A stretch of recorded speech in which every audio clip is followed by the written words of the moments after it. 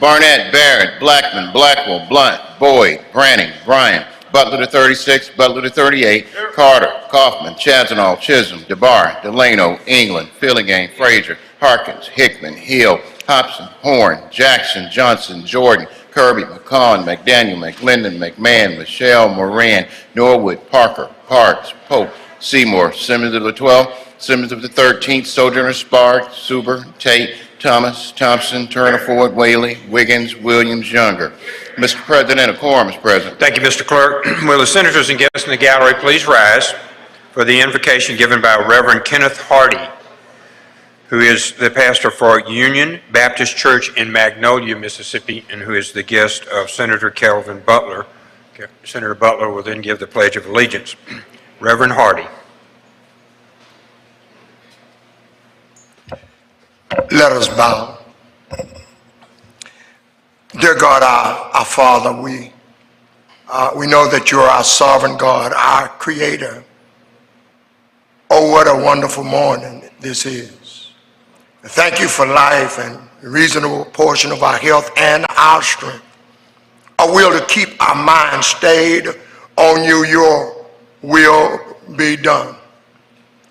Lord, before we extend this prayer, we're asking you to forgive us.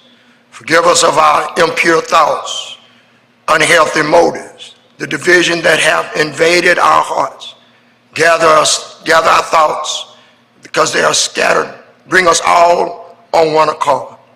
They will be able to agree, so they'll be able to disagree with peace and understanding in this beautiful building that we're now in, representing and developing laws and order for the state. We're praying for our legislators. You allow them to be chosen to lead and govern and support your people. Bless this governing body. Bless them and keep them and touch their families. Bless those who step foot on these grounds. Fill their hearts and their minds to present new innovative ideas to meet the concerns and the care of the great people of Mississippi. We believe that the men and women who are sitting in this room are ready to follow your lead, make a difference in this state and in this country. Allow the capital of Mississippi light of peace, light of love, light of togetherness, shine bright that we would be a lighthouse leading other states to safety, leading other states to a financial increase, leading other states to defend and defeat diseases and violence in our country. So Lord, we thank you for this morning, thank you for this day. In God we trust, in the name of the Father, the Son, and of the Holy Ghost. Amen. Amen. If you believe in God we trust, could you applaud him right now?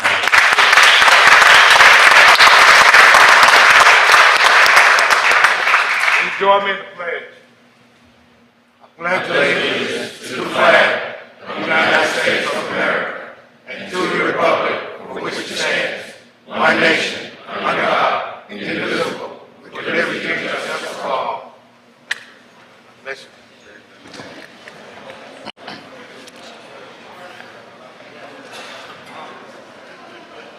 Thank you, Reverend Hardy. Thank you, Senator Butler. Now the reading of the journal. Senator Polk, you're recognized. Thank you, Mr. President. I move the Senate dispense with the reading of the journal. Senator moves to dispense with the reading of the journal. All in favor signify by saying aye. Aye. Opposed, no. The ayes have it. Next, message and petitions, Mr. Clerk. Mr. President, there are none. Thank you, Mr. Clerk. Next, Senator Polk on committee reports. You're recognized. Mr. President, I move the Senate dispense with the reading of the committee reports. Senator moves to dispense with the reading of committee reports. All in favor signify by saying aye. Aye. Opposed, no. The ayes have it. Next, the reading of the titles of the bills and resolutions. Recognize Senator Polk. Mr. President, I move the Senate dispense with the reading of the titles of the bills and resolutions. Senator moves to dispense with the reading of the titles of bills and resolutions. All in favor signify by saying aye. Aye. Opposed, no. Thank you, Senator Polk. Introduction of guests. First, Senator Butler. Introductions. Thank you, Mr. President. I have an introduction. Please proceed. with the pastor today. He has his lovely wife, Miss Patsy, over there at a former smoking table from down in Magnolia, Mississippi. We just asked the Senate, please make them welcome. Welcome, Ms. Hardy. Thank you. Senator McClendon, you're recognized for announcement. Introduction, please, Mr. President. Please proceed. In the North Gallery, I would like the Senate to welcome 7th grade honor student from Hernando Middle School. If she would please stand, Miss Eason Goss. And she's here with her grandparents, Mr. Sam Lauderdale and Miss Jan Lauderdale of Hernando, Mississippi. Please give them a warm welcome.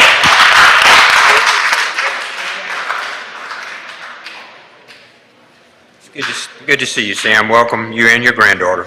Senator Williams, you're recognized for introduction. Thank you, Mr. President. I would like to welcome my desk mate's wife, Ashley Parker, at the smoker's table. It's an honor to have you, ma'am. Please welcome Ms. Parker.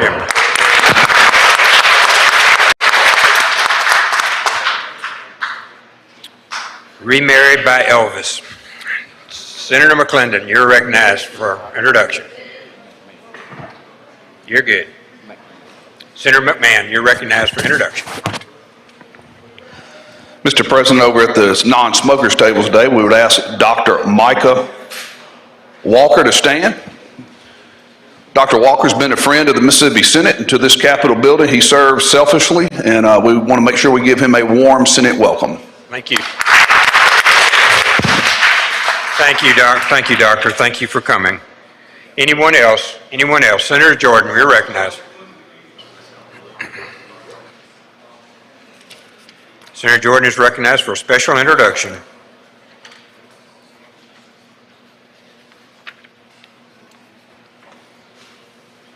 Thank you, Mr. President. I ask for floor privileges for the guests and ask that they be escorted in. Seeing no objection, privileges are granted. Will the Sergeant at Arms please escort our guests to chamber floor? Oh, yes, yes. And any other members of the Senate may join me that wish to do so.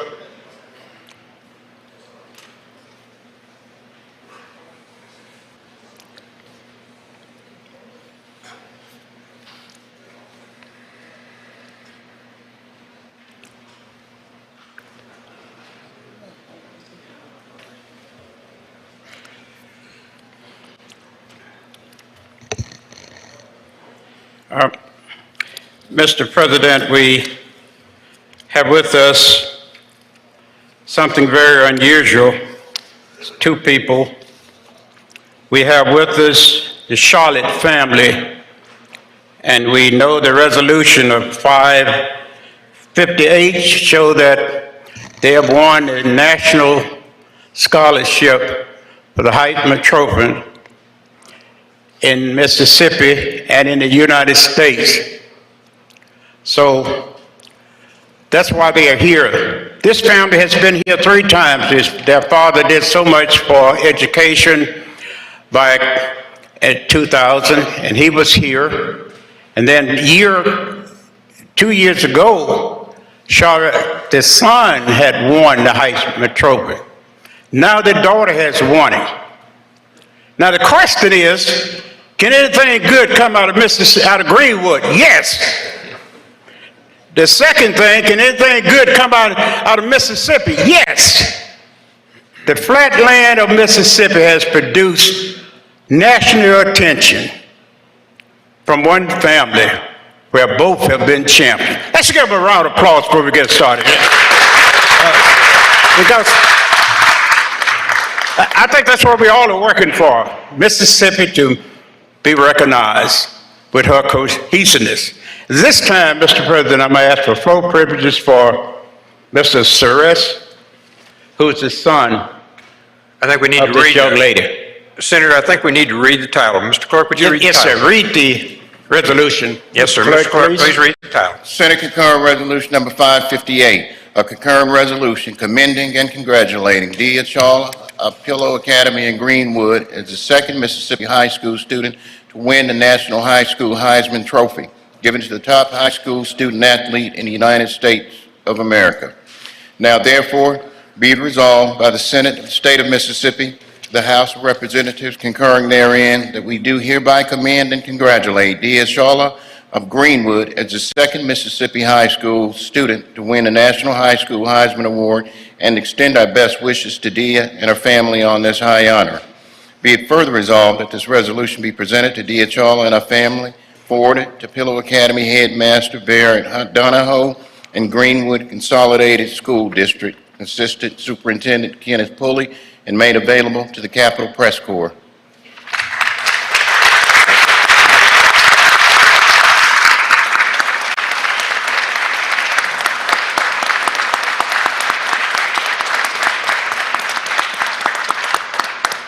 So, Mr. President, I ask for floor privileges for Mr. Sherez Charlotte. Mr. Shaw, you're recognized to address the Senate. Thank you so much, Senator Jordan. This is the third time that Senator Jordan has honored a family member of mine.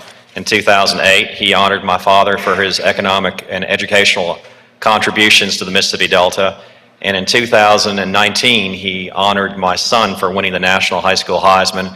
And this year, he honors my daughter for winning the National High School Heisman.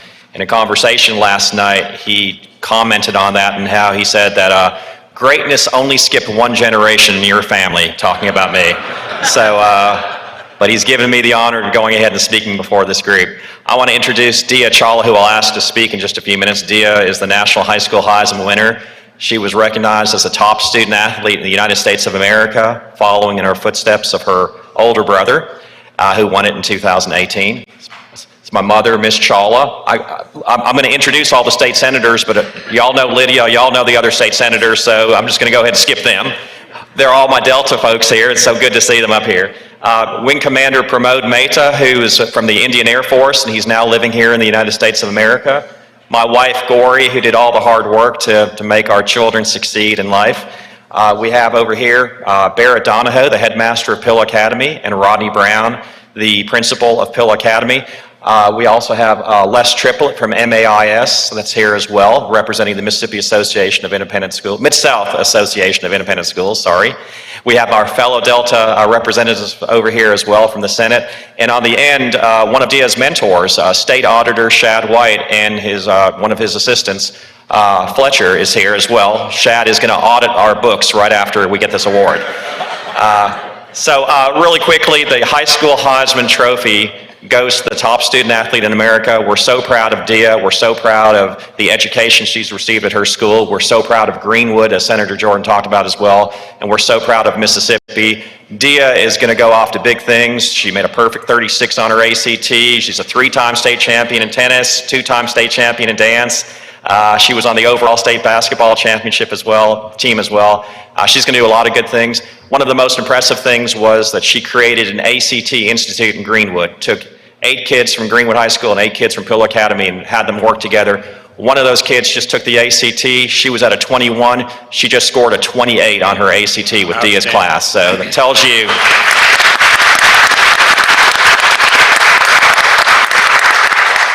the impact that Dia can have. So without further ado, the 2021 National High School Heisman winner, Dia Shawla.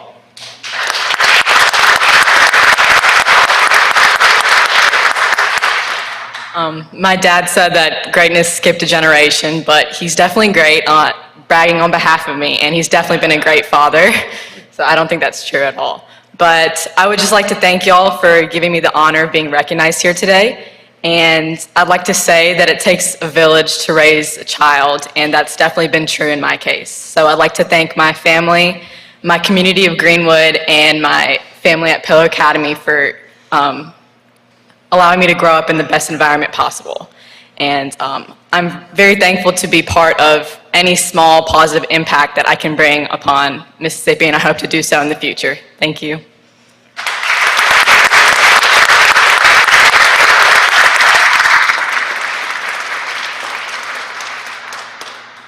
That pretty well conclude our, okay. So we will present the presentation award. Okay.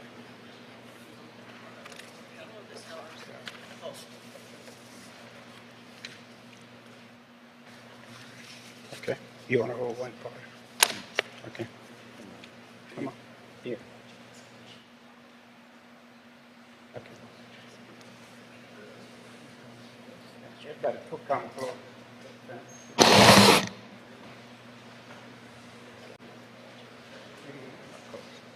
Okay. You got it. Come on.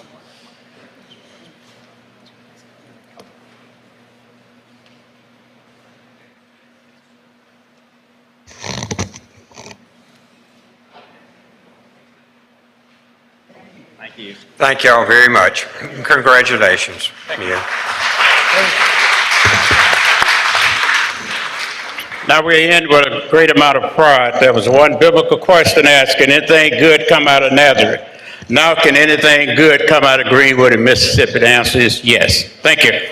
Thank you, Senator Jordan. Thank you, Mia. We're very proud of you, and we look forward to you coming back and helping run Mississippi. We'll go to the calendar. Senate will go to the calendar, beginning with number 1, Chairman Hobson. Chairman Hobson passes. That's number 1 through 12 through 17. Chairman Harkins passes 18 to 35. Chairman Kirby. Chairman Kirby. Thank you, Mr. President. I'd like to pass, 36 through 72, and they retain their place on the calendar. All will retain their place on the calendar. Thank you, Senator Kirby. Local and private, Senator McMahon, you're recognized. Good morning, Senators. Good morning, Mr. morning. President. Call up item 73 on today's calendar and ask the Mr. title be Clerk, read. please read the title. House Bill number 1523, City of Saltillo authorized tourism tax on hotels, motels, and restaurants. Make the usual motion. Senator makes the usual motion. All in favor signify by saying aye. Opposed, no. The ayes have it. Please proceed, Senator McMahon. This is a House bill for a authorization of a local tax on hotels, motels, and restaurants in Saltillo, Mississippi for the purposes of tourism and for parks. It is not our standard language. Our standard language allows for a referendum. This one has to go on a general ballot, so it'll be on the ballot in November. If there aren't any questions, I move for passage on the morning roll call. Questions on the bill? Seeing none, the Senator's requested utilization of the morning roll call. Anyone object to procedure? Wish to be recorded as voting no? I'm sorry. Do you have a question, Senator? I do, Mr. Senator President. McMahon, will you yield for a I'm question? sorry, Chairman. Will you yield for a question, Mr. Senator? President, we've already passed it on the morning roll call. No, we didn't pass it all the way, Senator. We didn't get to the objection part, so we're... Then I'll yield. All right, go ahead, Senator. Thank you, Mr. Chairman. Just a quick question, just to clarify. Sure. Did you say that this won't go into effect until it goes on the ballot before the people? That's correct. Normally, it's a special election, Senator, and we'll allow for a referendum, a special referendum, 60 days. Mm-hmm. This is on a general. Got you.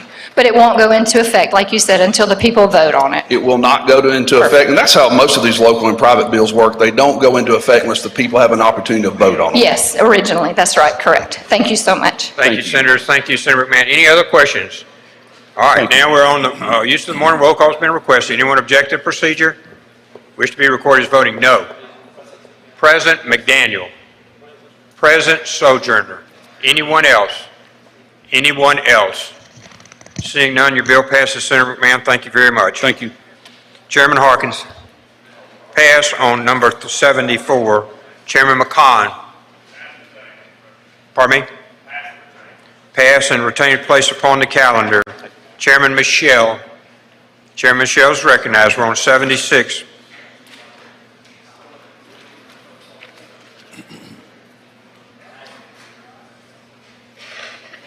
Thank you, Mr. President. I'd like to go to item 76 and ask that the title be read. Mr. Clerk, please read the title. House Bill number 823, Mississippi Electronic Protection Licensing Act revised regarding battery charge security fences.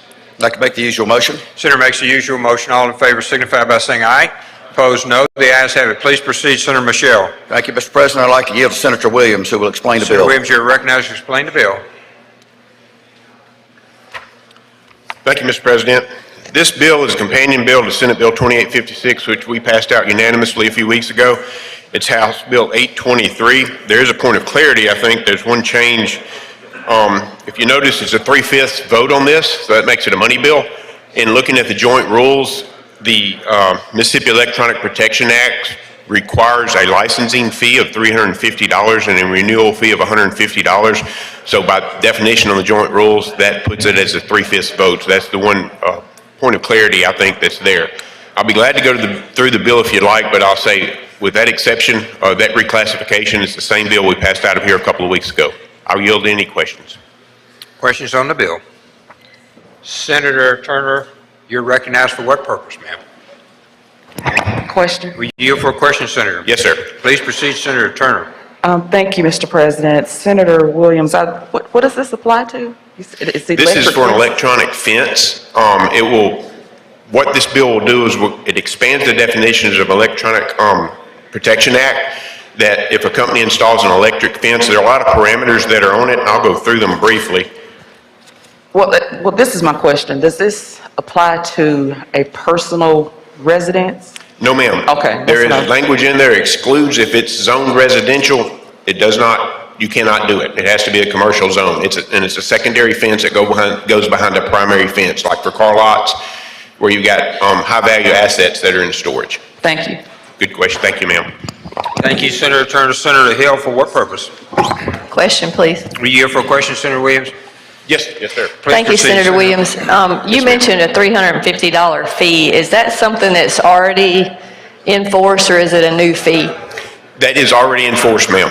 And what does that cover, and who do you pay it to? That is paid to the Fire Marshal's office under the Insurance Commission. It is $350 application fee to be licensed in the state of Mississippi under the Mississippi Electronic Protection Act. To be installers, is that correct? That is correct. Sales and installation, yes, Okay, ma'am. so there's no new fee, it just brings that code forward because it's already in existing law. Yes, ma'am, that is correct. But because of that fee, it has to be a 3/5 vote, even though you're just making changes to the general part of the statute, correct? That is correct. And looking at the general rule, the joint rules, I'm sorry, the way I looked at it, it could potentially increase the population that would be subject to that. In other words, if a company that installs fences that's not subject to the Mississippi Electronic Protection Act, now they would be subject to that. So we could increase. So basically now, you can't install electric fences unless you have this license. I think that's what you just said. Is that correct? Well, currently you could install the electric fence without this license. This would allow, you have to fall under the purview of this license. Where the concern is getting the permits from the city to do this. There's just a very lengthy process of that happening, whereas falling under the purview of this license, if you already have that license, it's a more streamlined process. I understand, but are you now going to be, whereas if this passes, is someone who installs an electric fence going to be required to have this license, whereas prior to the bill passing, they don't? Only if it meets the criteria under this. It's very specific criteria. It's got to be a fence that's 5 feet behind an existing fence. It has to be tied to a monitored alarm system, and that's really the hook that brings it into the purview of this, I think. So if a company's installing electric fences now that are outside the scope of what this says, no ma'am, they would not be required to have this license. They would not be required to pay that. So is this the only model that cities and counties can approve now? Is what's in this bill? As far as an electric fence? Yeah. No ma'am, it is not. Okay, thank you. Thank you, ma'am. Thank you, Senator Hill. Other questions? Other questions? No other questions. I would move about passage of the use of the morning roll call, Mr. President. Use of the morning roll call has been requested. Anyone object to procedure? Wish to be recorded as voting no. Sojourner, no. McDaniel, no. Chisholm, no. Branning, no. Hill, present. Anyone else? Anyone else? Thank you, Senator Williams. Bill passes. 77, Senator. Thank you, Mr. President. I ask that we go to item 77, House Bill 155, and we'll read the title. Mr. Clerk, please read the title. House Bill number 155, State Health Plan to Delete Prohibition on Covering Hearing Aids. I'd like to make the usual motion. Senator makes the usual motion. All in favor signify by saying aye. Opposed, no. The ayes have it. Please proceed, Senator. Thank you, Mr. President. I ask that we adopt the strike all. Okay. Bring the strike all before us. Strike all, have we? Just 1 second, have we got it up? Okay. You're recognized to explain the strike all. Thank you, Mr. President. This legislation started out requiring all health plans to include the use of hearing aids for children under the age of 21. We have what we think is a good bill. There's a prohibition in our state health plan against our state health plan paying for hearing aids for children under the age of 21. So this legislation deals only with our state health plan. We think we can see how this goes and then maybe come back in a few years, and maybe it's something that we'd want to apply to other plans, but this deals just with our state health plan. It deletes the prohibition on the plans providing hearing aid coverage for children up to the age of 21. At the recommendation of the board, it also deletes the prohibition on actuarial changes to premiums for tobacco users.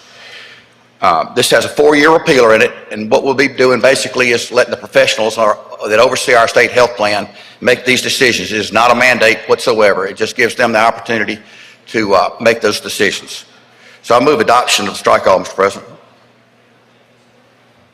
Questions? Senator Hill, for what purpose? I'd like to speak on the bill. Okay, speak on the bill. Other questions? Senator McDaniel. How you doing? Question, Mr. President. Were you here for a question, Senator? Yes. Please proceed, Senator McDaniel. Thank you, Mr. President. Mr. Chairman, I think you've answered the question. This doesn't mandate they cover. It just gives them an option to cover. The board, which are appointed members to oversee the plan, who are the professionals, the right to look at it and see if they feel like they want to make that decision. Thank you. Other questions? Seeing none, Senator Hill, you recognize to speak on the bill. I'm sorry, you need to stop strike all. You're right. Move adoption of strike all, Mr. President. All in favor signify by saying aye. Aye. Opposed, no. Ayes have it. Now, Senator. Thank you, Mr. President. Mr. Chairman, I'll be brief. I support what Senator Michelle's doing, and I appreciate his work on this. I was going to offer an amendment to this bill, but I didn't know it was coming up, and I wasn't prepared. But I would like to briefly mention that I've worked a long time with Commissioner Cheney and the State Health Insurance Board on proton therapy radiation, and been working really, really hard to make sure that Mississippi's coverage stays up to date with the National Comprehensive Cancer Network's recommendations on proton therapy. And we've had really no trouble getting it covered for children or minors, but we've had some trouble and some lawsuits getting it covered from adults. But I just happened to speak with Commissioner Cheney this morning, and we are closer to that, I think. So I'm not prepared to offer an amendment, but I would just encourage this body to keep this in your hearts and in your minds, because it may be your family members that are needing this next. And it's very good treatment. And another thing is, I've talked with Senator Harkins and some about UMC not having a proton center. And it's not that expensive in terms of the money we spend up here. I would say between $30 and $40 million we could do it. And that way we wouldn't have to have our Mississippi residents going to the other states to get the treatment if it's recommended. One child from the areas at St. Jude right now that's a very high profile case getting treatment. So I would just encourage this body that we need to work toward doing this for our citizens in Mississippi. We need to get this proton center built at UMC, and we need to get our state health plan and our insurance coverage where it needs to be so that patients won't have to fight when their doctors want this treatment. Thank you. Thank you, Senator. We're back on the bill. Senator Michelle, you recognize. Thank you, Mr. President. I move final passage by use of the morning roll call. Morning roll call has been requested. Anyone object to procedure? Wish to be, of course, voting no. Present. Seeing none, bill passes. Thank you, Senator. 78. Thank you, Mr. President. I'd like to pass items 78 and 79 and ask that they retain their place on the calendar. Thank you, Senator Michelle. Retain their place on the calendar. Senator Kaufman. We're on 80. Thank you, Mr. President. I'd like to call up item number 80, House Bill number 687, and have the title read. Mr. Clerk, please read the title. House Bill number 687, Mississippi Debt Management Services Act, extend repealer on. House Bill 687 provides the authority to the Department of Banking and Consumer Finance to regulate the debt management Senator, I think we need to service. make the usual motion to avoid reading. So if you make the usual motion, we'll... Make the usual motion. Yes, sir. Make the usual motion. All in favor signify by saying aye. Opposed, no. The ayes have it. Please proceed, Senator. Thank you, Mr. President. House Bill 687, what it does, it provides the authority to the Department of Banking and Consumer Finance to regulate debt management service providers. It's the same bill we passed in here, Senate Bill 2019 earlier unanimously. All it does is extend the repeal date for 4 more years. It doesn't make any changes to the bill, just extends the repeal date. If there are no questions, I would ask passage by morning roll call. Questions on the bill? Questions on the bill? Seeing none, use of morning roll call has been requested. Anyone object to the procedure? Which will be recorded as voting no. Present. Seeing none, the bill passes. Thank you, Senator. We're on 81. I'd like to skip number 81 and have it retain its place and call up item number 82, House Bill 1360, and have the title read. 81 retains its place on the calendar. Number 82, Mr. Clerk, please read the title. House Bill number 1360, Bank and Savings Associations Align Merger Approval with the Mississippi Business Corporation Act. I'll make the usual motion. Senator makes the usual motion. All in favor signify by saying aye. Opposed, no. The ayes have it. Please proceed, Senator I'd ask to recognize Senator Sparks to explain the bill. Senator Sparks, you're recognized to explain the bill. Thank you, Mr. President. Thank you, Mr. Chairman. House Bill 1360 is almost identical to Senate Bill 2640 that we passed that addresses banking in the state of Mississippi, updating our codes to more properly reflect the relationship with business combinations and also just with the General Corporations Act, that the end result is an FDIC-insured corporation. If you are going to merge, no matter what kind of terminology you use, that stays in place. There's also a provision that if there's any, appeal, that you have the right to appeal to the Judicial District in Hinds County. And then the Section 2 deals with dates allowing a bank branch to close relating to emergency circumstances. Particularly, we ran into this with COVID to give the commissioner some authority to allow them to close for more than one day. Of course, online banking, ATM machines, all that would still be in place, and also to observe holidays potentially on a following Monday or preceding Friday if the holiday shall fall on the weekend. That's an explanation of the bill. Mr. President, I would yield any questions. Thank you. Any questions? Seeing none, we're ready for your motion, Senator. Move for passage on the morning roll call, Mr. President. The morning roll call has been requested. Anyone object to procedure? Wish to be recorded as voting no. Present. Thank you, Senator Sparks. Passes unanimously. Chairman Barnett. Let's go, Chairman. We've got a big calendar.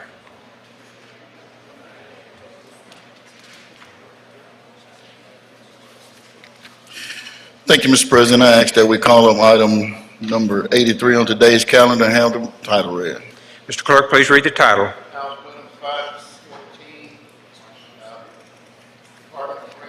Repeal on drug and alcohol program at Bolivar County Regional Facility. Senator makes the usual motion.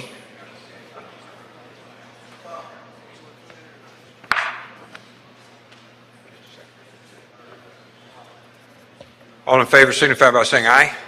Opposed, no. Ayes have it. Please proceed. Explanation of the bills. Senator. Thank you, Mr. President. To this body, House Bill 514 amends sections 47.5 through 940 to extend the repeal at Bolivar County. And in committee, we amended the House bill to conform to the date of the repealer, but the House chose to send everything to add a reverse repealer and everything. So, Mr. President, to avoid going to conference, I would like to move to adopt the amendment and also ask for a vote of no on the committee amendment.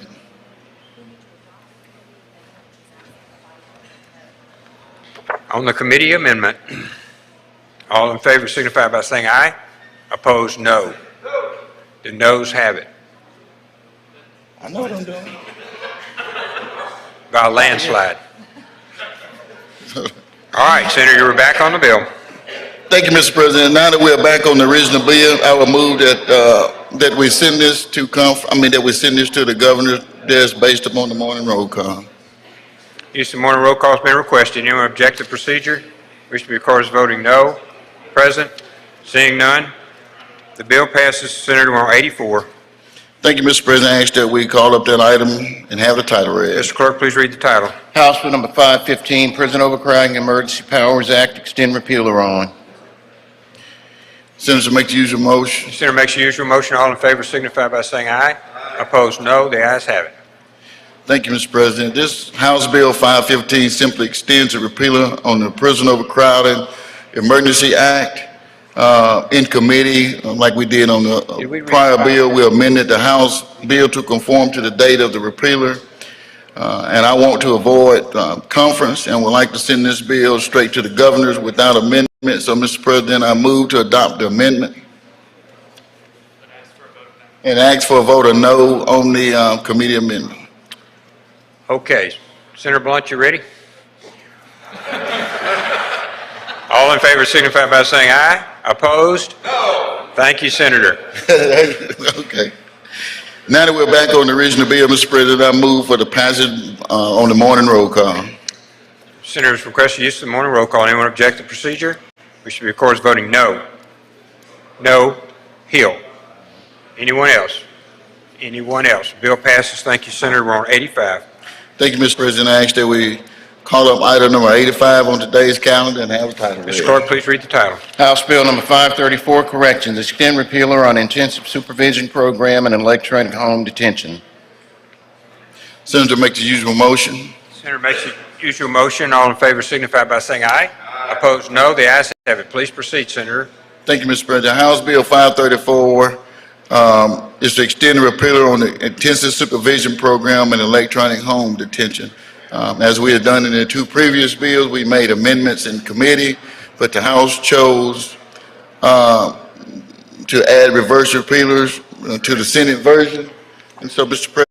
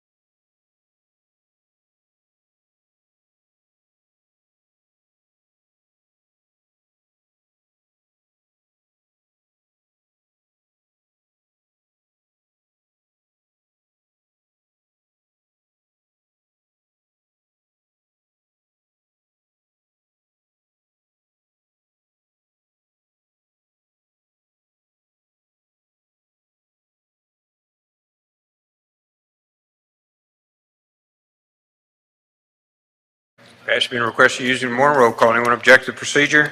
We should be recorded as voting no. No. Hill. Anyone else? Anyone else? Seeing none, the bill passes. Thank you, Senator. 86. okay. Mr. President, I ask that we call up item number 86 on today's calendar and have the title read. Please read the title, Mr. Clerk. House Bill number 586, pilot work release program that authorizes sheriff to assign offenders to confined in jail, remove repealer on. Mr. President, I'll make a usual motion. Yep. Makes the usual motion. All in favor signify by saying aye. Opposed, no. The ayes have it. Please proceed, Senator. Mr. President, I ask that we call up the strike all and ask to explain. You're recognized to explain the strike all. Okay. Thank you. House Bill 586 is a pilot work release program that we started last year for Rankin County. And this bill was to extend the repealer, but there's some additional work that has to be done. So I'm going to ask that we go into conference on this bill. Adopt the strike all and go and take this bill into conference. So first we need to adopt the strike law. Is that your motion, Senator? Yes. And you're favorable to adopt the strike law? Yes. Okay. All in favor signify by saying aye. Aye. Opposed, no. The ayes have it. Okay, we're back on the bill. And move for passage based upon the morning roll call. Passage of use of morning roll call. Anyone object to the procedure? Which will be recorded as voting no. Present? Seeing none, the bill passes. Thank you, Senator. All right, don't go nowhere. Yes, Mr. President, actually, we move to item 87 on today's calendar and have the title read. Mr. Clerk, please read the title. House Bill number 689, Community Service Revolving Fund, extend repeal on authority to collect fees from parole offenders for deposit into. Thank you, Mr. President. House Bill 696 amends Section 47-9-49 to extend the repealer on the Community Service Revolving Fund. I'm sorry. Senator makes the usual motion. Senator makes the usual motion. All in favor signify by saying aye. Opposed, no. The ayes have it. Please proceed, Senator. Thank you, Mr. President. House Bill 689, extends the repealer on the Community Service Revolving Fund and the authority to collect and deposit fees into the fund from parole offenders. It is also a companion bill to Senate Bill 2269. And in committee, we amended the House bill to conform to the data repealer, but again, the House decided to add a reverse repealer to the Senate version. And I want to avoid conference and would like to send this bill straight to the governor without amendment, Mr. President. So at this time, I will ask that, let me get my notes together, that we move to adopt the amendment and ask for a vote of no on the amendment. So the motion is to adopt the amendment, and the senator requests a no vote. All in favor signify by saying aye. Opposed, no. No. The noes have it. The amendment is defeated. Senator, back to you. Thank you, Mr. President. Now that we're back on the original bill, I move that we move for passage based upon the morning roll call. Use of morning roll call has been requested. Anyone object to procedure? Which will be, of course, voting no. Present? Seeing none, the bill passes. Thank you. Senator Young, you're recognized.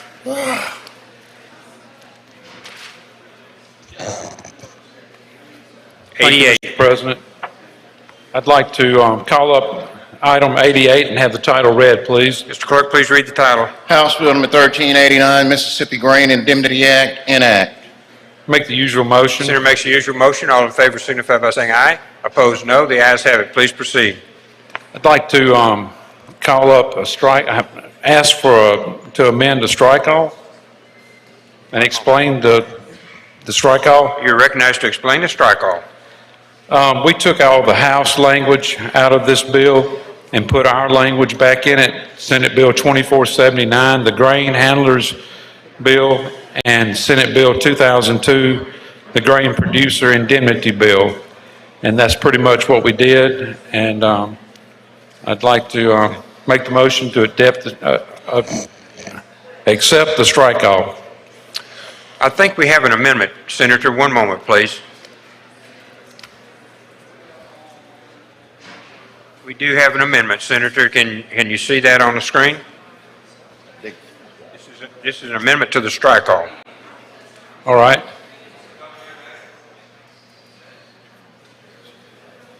Senator Blackwell. I was trying to read who authored their amendment. Thank you, Mr. President, Mr. Chairman.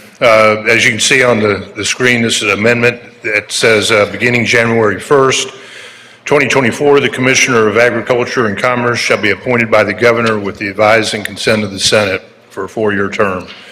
We're one of only 11 states that has an elected Commissioner of Ag. That's an explanation of the amendment. I'll yield for any questions. Okay, Senator Hill. For what purpose, Senator Hill? I can't see the bottom part of the amendment. Moment, please. It says, beginning January 1st, 2024, Commissioner of Agriculture shall be appointed by the Governor with, and that's the last thing I can see on the amendment. Yes, turn the page, with the advice and consent of the Senate. So what's changing? Instead of being an elected position, it'll be an appointed position by the Governor. Okay. Other questions? Senator Branning. You're recognized. Introduction out of order at the appropriate time, Mr. President. One moment, please. As soon as we finish the bill, Senator, you. thank you very much. Any questions on the bill? Senator Jordan, for what purpose do you seek recognition?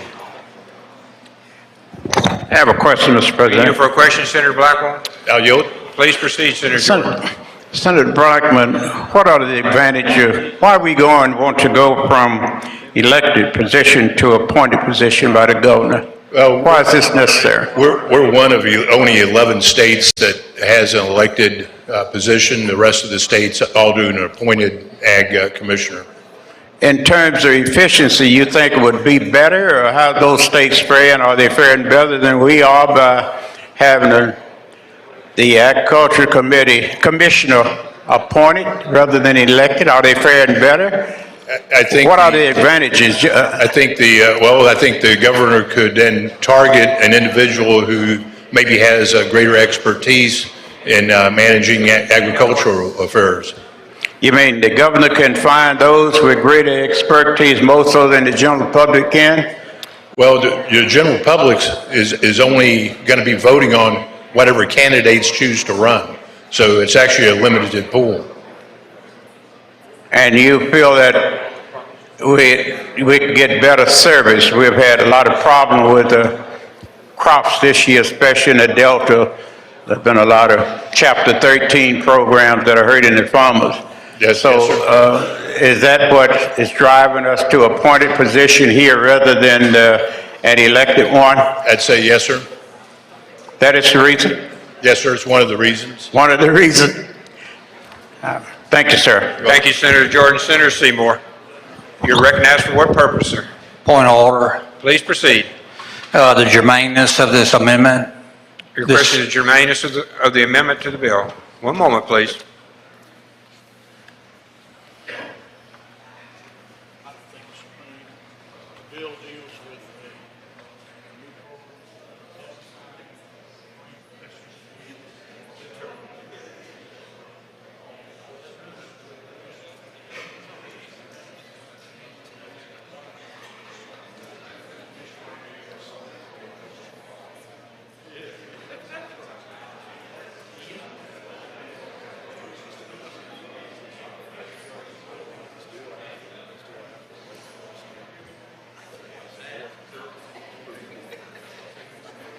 Thank you, Senator.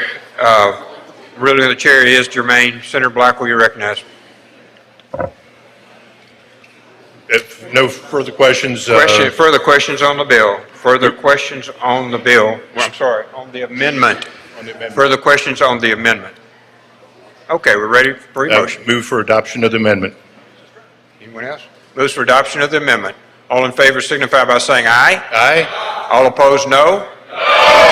The noes have it. Amendment is defeated. Senator Younger. I move that we make a motion to accept the strike all. Motion is to adopt the strike all. All in favor signify by saying aye. All opposed, no. The ayes have it. Please proceed. And going back to the bill, I make use of the morning roll call to accept the Use of bill. roll call has been requested. Seeing no questions. Anyone object to the procedure? Wish to be recorded as voting no. Hill. Anyone else? Anyone else? Bill passes. Senator Hill voting no. We recognize Senator DeBar. Senator DeBar, you're recognized. Thank you, Mr. President. Motion to suspend the rules, call up item 195, have the title read. Motion is to suspend the rules. All in favor signify by saying aye. Aye. Opposed, no. The ayes have it. We'll go to 195. Senator, you're recognized. Thank you, Mr. President. We have the title read. Mr. Clerk, please read the title. House Bill number 530, the Strategically Accelerating the Recruitment and Retention of Teachers START Act of 2022, create. Make the usual motions. Adopt the strike call? I'm sorry, what was it? Senator made the usual motion. All in favor signify by saying aye. Aye. Opposed, no. The ayes have it. Please proceed. Thank you, Mr. President. I move to adopt the strike call and allowed to explain the strike call. You're recognized to explain. Before we get into that, Senator Branning, I believe you had an introduction. Thank you, Mr. President. I'd like to draw your attention to the South Gallery. I have a group of ladies that came to see us from Winston County. They are members of the Winston County Women Republican Club. We're so happy you all came to be with us today. Please stand so we can make you welcome. Thank you.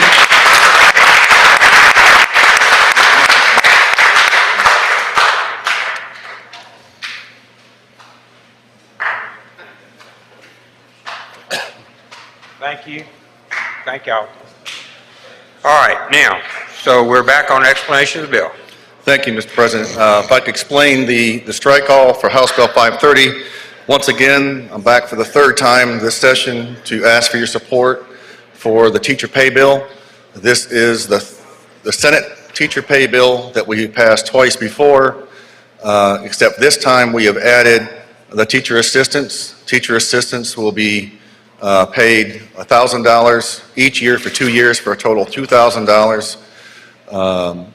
That would bring the total commitment to our teachers and teachers assistants to $230 million. And, you know, I hope the body will support that. I believe y'all will. And I appreciate the commitment this body has made throughout this session to our teachers. It has been our #1 priority, led by Lieutenant Governor. And I think we have an excellent bill here. I hope the House would concur in this strike call, send to the governor, remove politics from the equation, and take care of our teachers and students like they deserve to be taken care of. So that's a description of the strike call, Mr. President. I'll yield for any questions. Senator Boyd, you're recognized for what purpose? For a question? Would you yield for a question, Senator? Please proceed, Senator Boyd. Senator Dubar, I know that you went around the state talking to multiple people. Can you kind of Sorry. Senator Barr, I know that you talked with teachers around this state. Can you talk about how this plan was developed in this teacher scholarly, with how you developed that? That's a good question, and you've heard it in committee, Senator. We started out last year, Lieutenant Governor charged me and us as the committee to come up with a comprehensive plan. And so we worked on it. We had a committee hearing in September. We brought in some of the experts to talk about what needed to be done.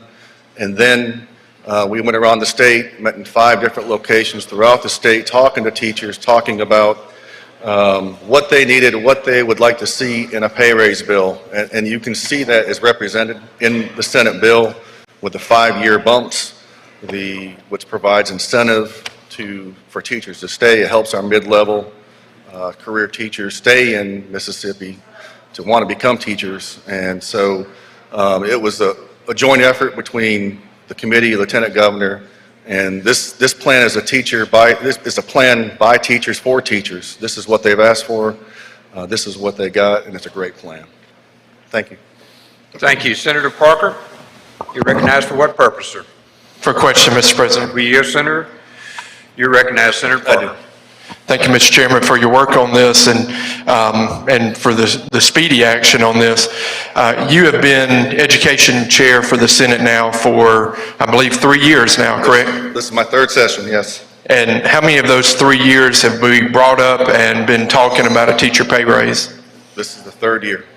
And I just want to, I want everybody in this body to know that, because that's important, because in the short 10 years I've been here, I cannot remember a period where 3 years in a row we brought up a teacher pay raise, and we're actually able to make these raises. So I think you've shown in your chairmanship that this is a priority #1 for this body and for yourself. Is that correct?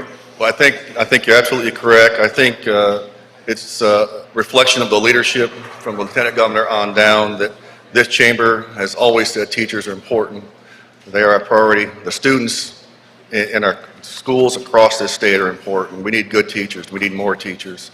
It's been a priority from day one for this entire chamber, and it will continue to be so. Yeah. And for those who don't understand kind of some way the politics rolls on this, this is again the House bill that we are taking up, correct? It is. You know, and on a lot of important issues, my finding has been over the years is that we might take the Senate, much like we do on the appropriations calendar, kind of reverse the different years, that kind of thing. But we once again are establishing or saying that this is so important to us that we're willing to again, document this as being a House bill, because nobody in this chamber cares whose name is on the bill at the end of the day. We care that the teachers get the support and the assistance they need to do their job. Is that a fair assessment?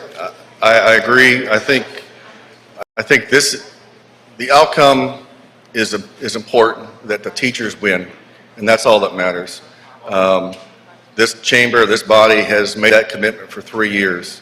I don't know that I could say that for the end of the hall, for the leadership. I don't say that because that's what I've been told. I just look at the body of evidence. If you look at the evidence, last year we sent out a bill in the first week. It died. It was amended in a House bill, a tax bill, that was sent back here. We revealed the plan this year on a Monday. The next day, the House brings out a plan, passes it. We send 2 bills down to the Senate. They don't even take up the bills at all. They don't even have an education meeting at all. And yet, they claim that they care about teachers. And I don't talk about the entire chamber. Right. I talk about the rank and file members of the House want to take care of the teachers. Right. And so, as a body of the Senate, the message that I think we could send today, that you and the Lieutenant Governor are bringing forward, is that we took this bill up, late last evening. It's on the floor right now before 11 o'clock the day after. I fully expect this bill to pass with broad support in this chamber. And I hope you might ask for immediate release on this too, so that we can send it back over to the House to see if we could get them to concur and have this issue settled by the end of the week. That would be a great thing I would like to see. Would you like to see the same thing? I would like to see that happen. I would like to see this issue removed from all the politics involved with tax bills and whatever is out there. We need to take care of our teachers. We need to show that they're a priority, and I hope the House can join in that. I agree, and thank you for your work. Thank you, Senator Parker. Senator England, for what purpose, sir? Question, Mr. President. Will you yield for a question, Senator? I do. Please proceed, Senator England. Thank you, Mr. President. Thank you, Chairman DeBar. So we have before us here, I understand this is a strike all that we're going to be asked to pass here shortly. Is that correct? That's correct. Okay, and the strike all, what that does, and the reason I'm asking these questions, because I heard on a statewide radio show this morning some confusion about what strike-alls do, and I just want to make sure that I'm clear and that maybe everybody else is clear on this. But this strike-all basically enters the language that the Senate bill, the Senate teacher pay raise bill that we passed through this body, it enters that language into the House bill, correct? This is the Senate bill plus teacher assistance. Okay, and that's the Senate bill that you mentioned earlier. I believe you said it was written for teachers, by teachers, based on all the communications that you and the Lieutenant Governor and others in this body have had with teachers across the state. Is that correct? That is correct. Okay, and that Senate, and I think that's a great thing to do when we're passing. I hear from a lot of teachers in my area that when we pass things dealing with education, it's best to get out and talk to our teachers about that, and I'm glad that we did that. If we didn't enter this strike-all into this House bill, the bill that you drafted, that we passed through here in the Senate, this teacher bill written by teachers and for teachers, I just want to make clear, I think you said this already, I want to make sure I'm clear. What happened to that bill over in the House? We sent 2 bills down to the House, as you know. The House Education Committee didn't even meet yesterday to consider those bills, and they died. So the Senate bill that was written by teachers and for teachers died over in the House, and without the strike-all, we wouldn't even have that bill before us. Is that correct? That is correct. Okay, thank you. I'm clear on that now, and I want to just let you know I'm in favor of this strike-all going forward. Thank you. Senator Sojourner, for what purpose? For a question, Mr. President. Senator? Yes. Senator Sojourner, you're recognized. Thank you, Chairman. I too appreciate your hard work and very much support a teacher pay raise. My question isn't pertaining to chamber politics, though. I really have a question about the bill specifically, because I know we have the strike-all, and then we added the assistance. Correct. There's nothing in this bill that pertains to the paying off of teachers' student loans, correct? This just deals with the pay increases. We've addressed that in different bills throughout the session. Correct. Senator Polk has addressed, and then the Winter Read loan repayment program that That's we right. passed last year. But there's no language like that in this. Nothing in this bill. Perfect. That's all I wanted to clarify. Thank you. Thank you, Senator. Senator McMahon, you're recognized for what purpose, sir? Question. Were you for a question, Senator? I do. Please proceed, Senator McMahon. Senator Barr, thanks for all your hard work on this and for insisting that we're going to give our teachers a raise in Mississippi. The plan before us today, I know it includes a salary increase for teachers. Does it also include a salary increase for assistant teachers? It does. How much is that? It's $2,000. That's fantastic, great.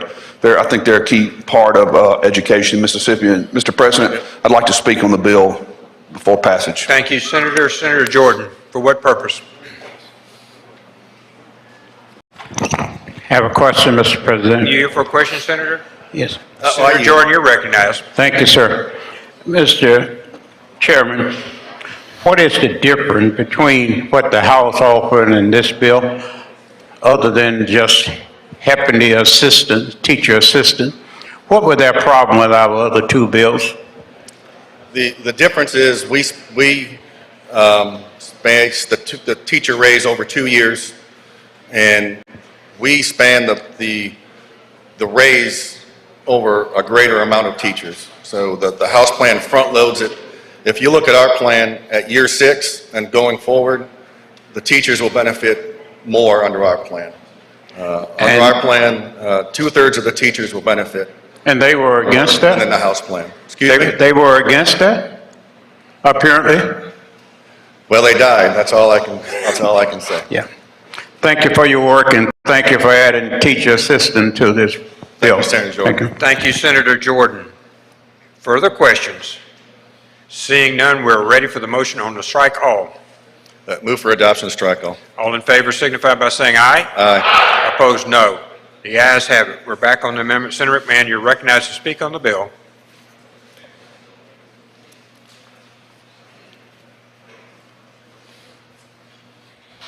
I'll keep my comments brief.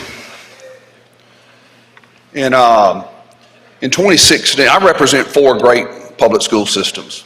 And in 2016, it was my honor to go to Bolivar, Mississippi, and recognize the 3rd grade reading students for having the highest reading scores in the state of Mississippi in 2016. I saw the pride of those young people, those children. I also saw the pride in the educators, the teachers, and the assistant teachers, that they were able to be the #1 school in Mississippi for reading in 2016. It was a wonderful moment.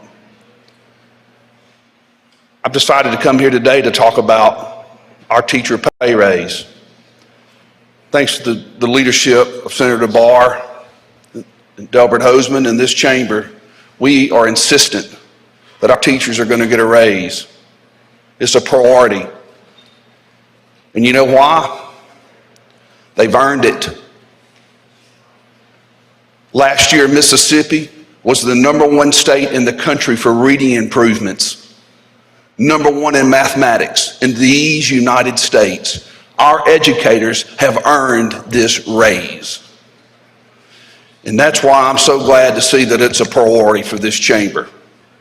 I'm about performance, and our teachers in Mississippi need to be held up as examples of what good state employees they have been. And it's not just that they've done reading and mathematic improvements.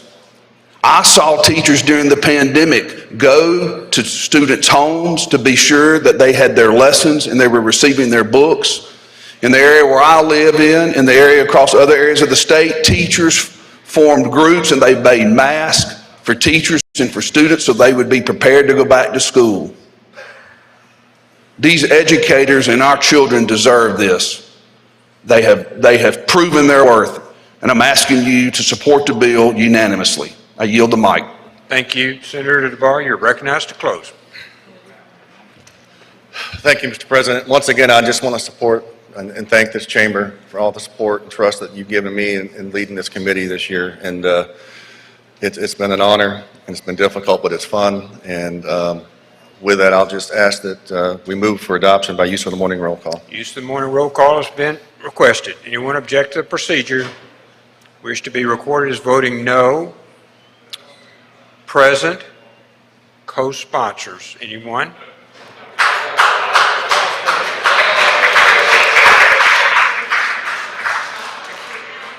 Take a moment. I think we should take a moment and recognize the hard work and dedication of Senator Barr.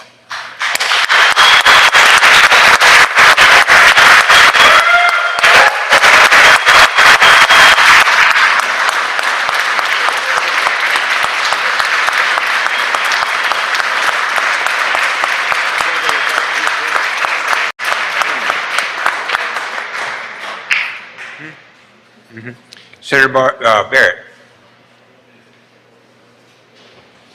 Thank you, Mr. President. Introduction at the appropriate time. Please proceed. Ladies and gentlemen of the Senate, if you would help me in welcoming Hannah Mason to the Mississippi Senate. She is a Lincoln County Republican woman and is also the Southwest Regional Director for Jumpstart Mississippi.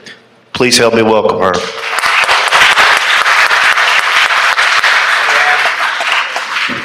Great to have you with us, Hannah. Senator Michelle. Thank you, Mr. President. I'm blessed to be joined today by my pretty wife, Beth. Would y'all please join me and welcome her to the Senate chamber? You're right. Senator McMahon. Introduction out of order. Please proceed, Senator. In the North Gallery, I would ask the ladies from Lee County, just please stand. I have a couple of interns as well today. I would ask all these ladies to stand. These are Lee County superstars and Republican women. I ask that you give them a warm welcome.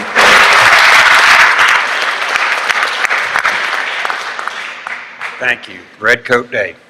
Thank you very much. All right, we're going to go to Senator, there you are. You're recognized, Senator Carter. Thank you, For a Mr. motion out of President. order. I move that we suspend the rules for immediate consideration of item number 156 on today's calendar. All in favor signify by saying aye. Opposed, no. The ayes have it. We're on 156. I ask Please the title proceed. be read. Mr. Clerk, please read the title. House Bill number 1029, Mississippi Broadband Accessibility Act, create. I make the usual motion. Senator makes the usual motion. All in favor signify by saying aye. Opposed, no. The ayes have it. Mr. President, we need to adopt the amendment to the strike all before recognized to explain the strike all. You're recognized to explain the strike all. This We're is... on the amendment. Where? Okay. I move that we adopt the amendment to the strike all. Questions on the amendment? It's on your screen. Seeing none, all in favor signify by saying aye. Opposed, no. The ayes have it. All right, Senator, we're back on the strike call. Okay.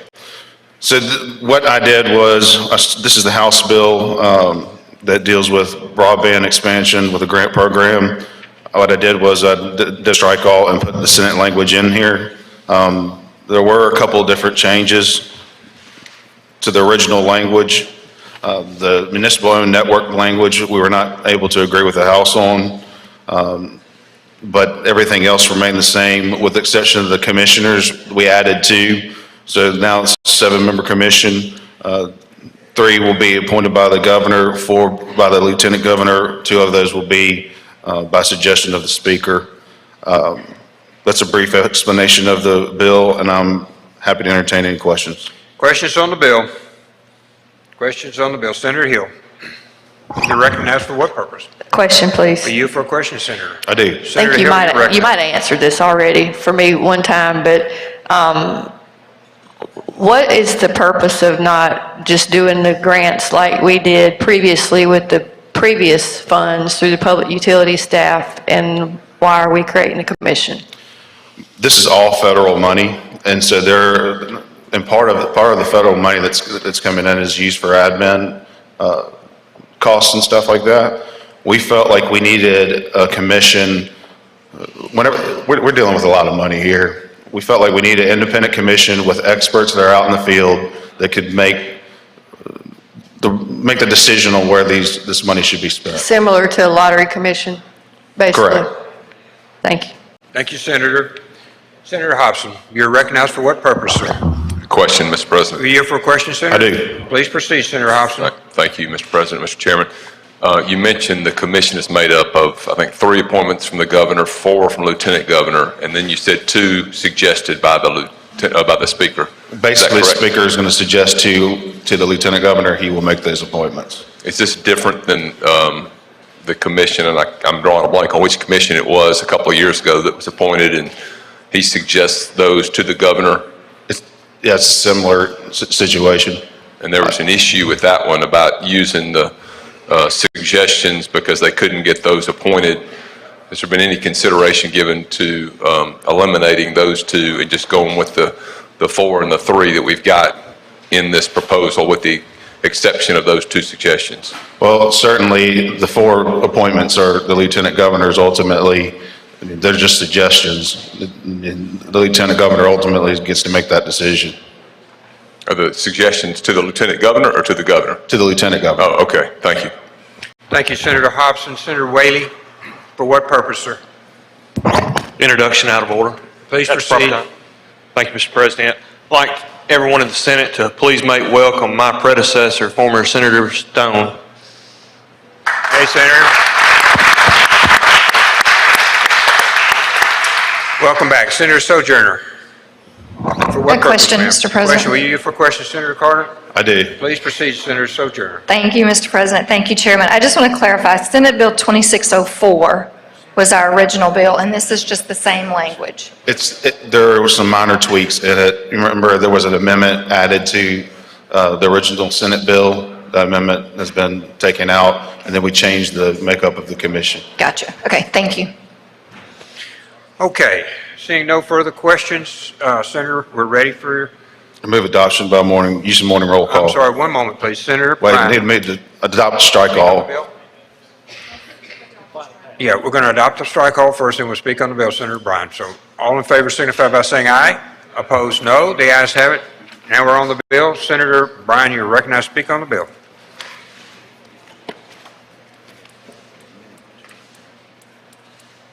From the earliest days of our country, we had a post office. There are references in the Constitution to post roads. I believe we had the post office before we had the Constitution. But throughout our history, until recently, when this particular individual got to be Postmaster General, it was understood that postal service was a public good. In a democracy, it was important for citizens to be able to communicate with them. The purpose of the post office was not to make money for the United States government.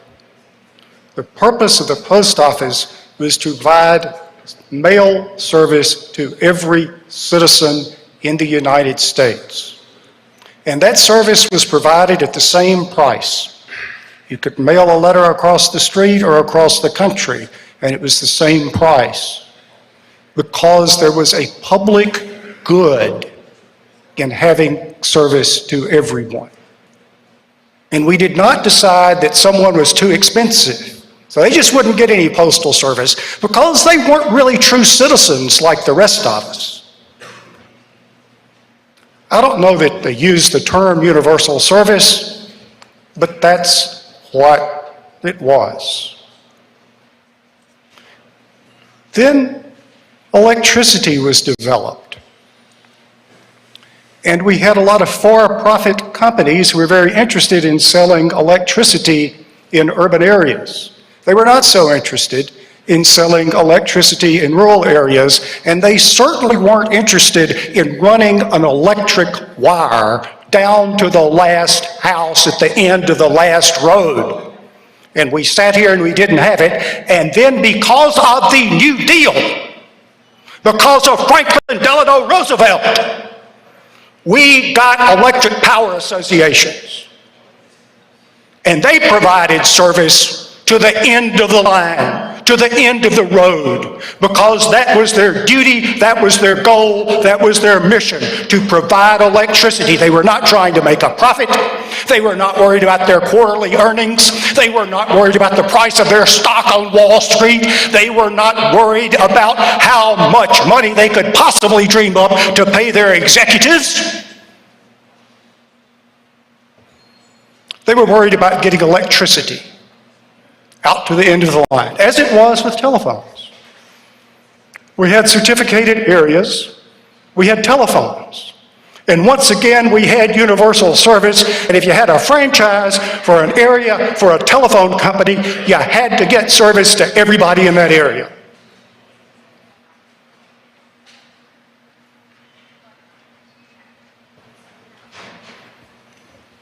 Then the internet came along. Then we had broadband. And suddenly we lost interest in universal service. And the big boys explained to us that we just didn't understand economics. We may be the wealthiest country in the world, but surely you can't expect the United States to guarantee broadband to everybody.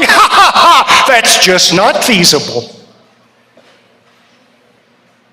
And of course, just between us big boys, those folks out in the sticks at the end of the road, well, you know how it is.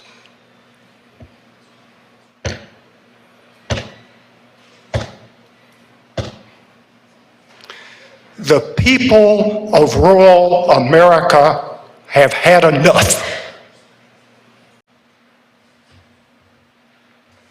The reason we're getting service to everyone now is because the electric power associations set up subsidiaries whose goal it was to get service to the end of the line. And the United States government decided that was important. And so we started getting service. Mighty cheap service, gigabyte service.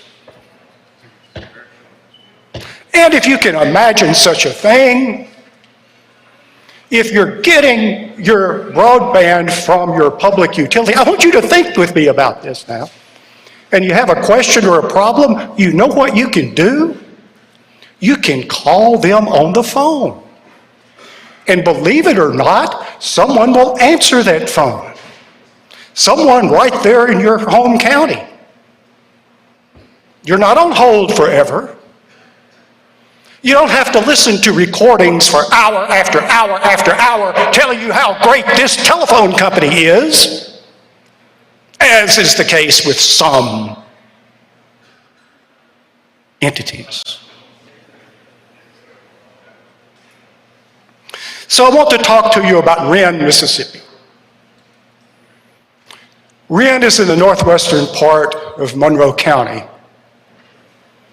They get their electricity from Okolona. When the areas were being certificated years ago, 3 municipalities, Okolona, New Albany, and Holly Springs, had certificated areas in the rural part of the counties and nearby counties. Much like an EPA, except that it was connected with the municipal utilities. So as a result, although people who are served by EPAs are getting power, getting broadband, if you're in one of these areas in Wren, out between Amory and Okolona, or out from New Albany, or out from Holly Springs, you're not served by EPA, and you don't have a subsidiary of an EPA trying to get you broadband. So what you have is overpriced and undergood.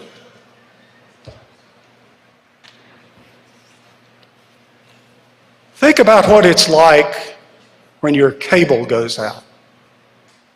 Your broadband is down. What an inconvenience that is. But for folks at Wren, in a meaningful sense, the cable's never up. The broadband never works because they're too far out.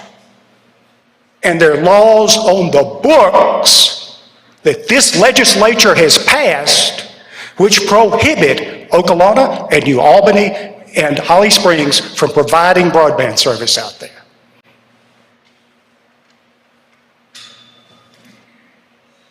So if you're in Wren, you may well be in the Amory school system. If not, you're probably in the Nettleton or Okolona school districts. But when you need it for your kids to be able to obtain the instruction that was being provided online, that wasn't really feasible at your house.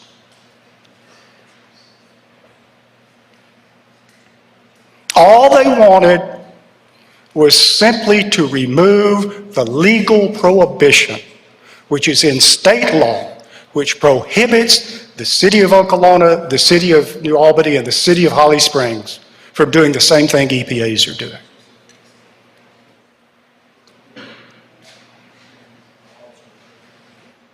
And people in Wren are watching everybody else get broadband, and they say, what have we done wrong?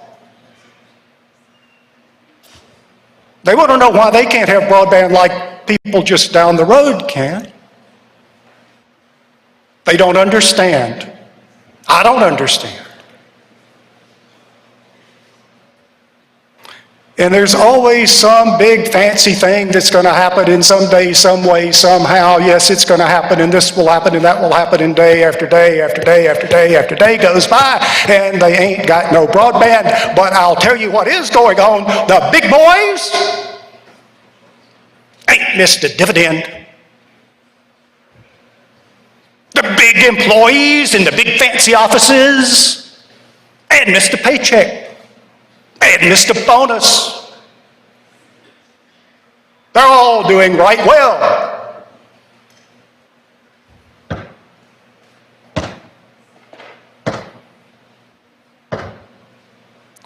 I don't think those folks spend a lot of time worrying about the folks at Wren. But I just don't understand why it is we can't figure out some way to let the people in Northeast Monroe County, in the Amory School District, Nettleton School District, and the Okolona School District, that get their electricity from Okolona, participate in broadband. Almost every industrialized country is a matter of policy as universal broadband for everyone. I think it's 2022. And there's no broadband in Wren. Thank you, Senator Bryan. Senator Carr, you're recognized for closing.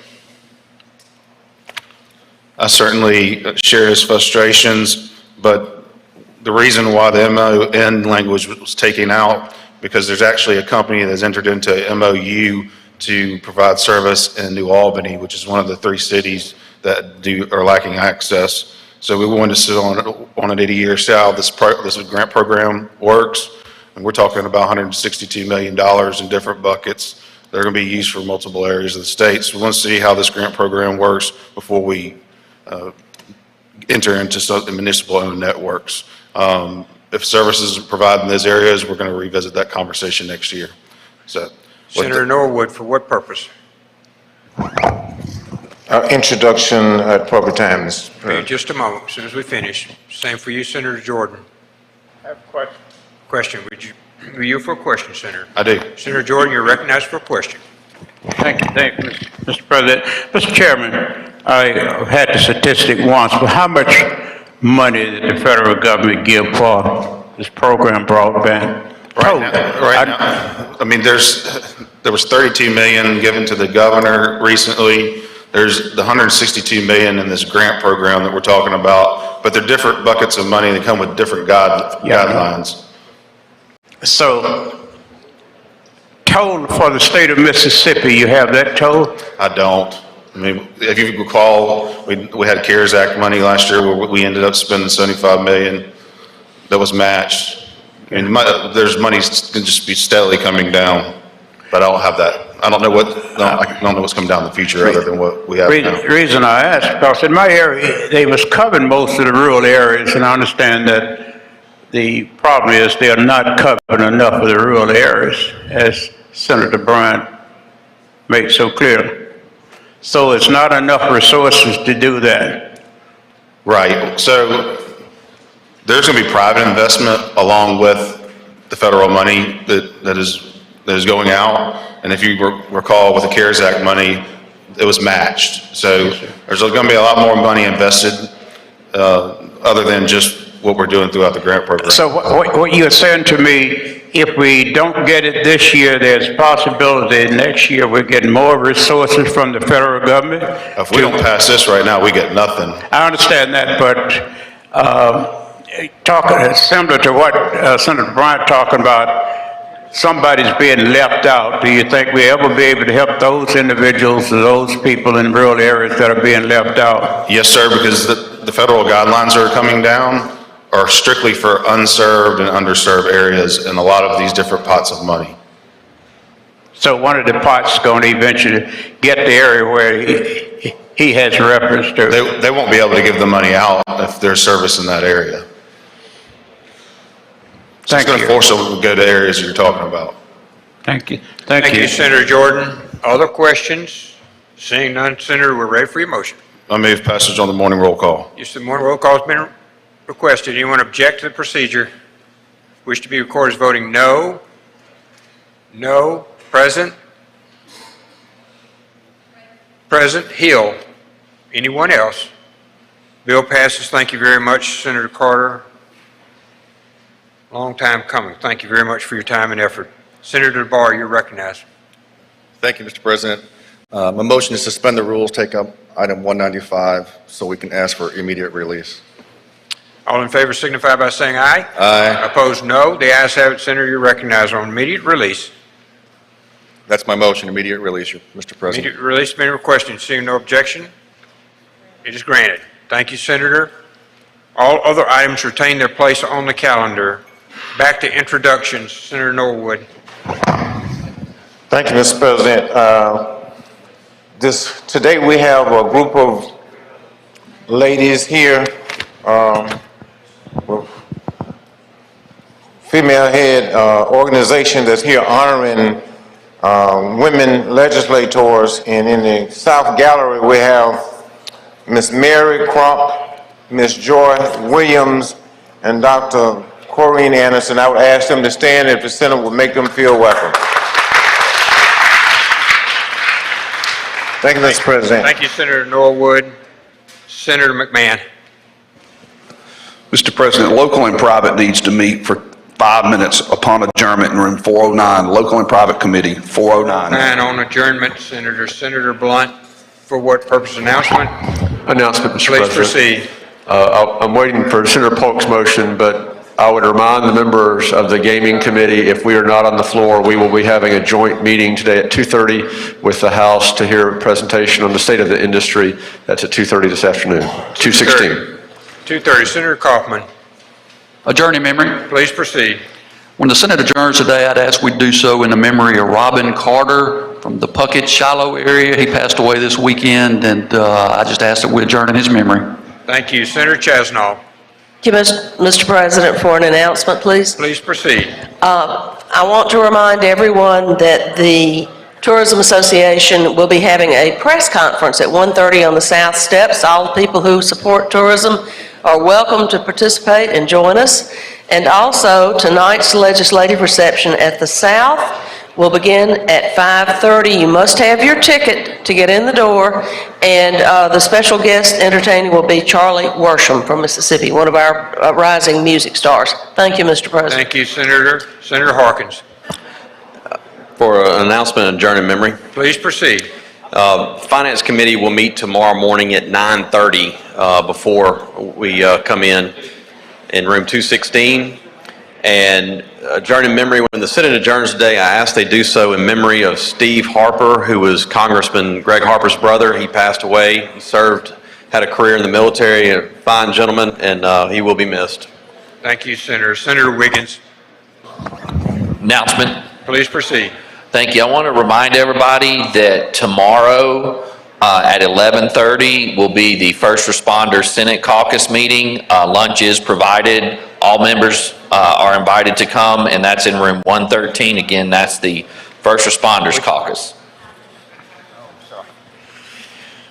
Thank you, Senator. Senator Carter.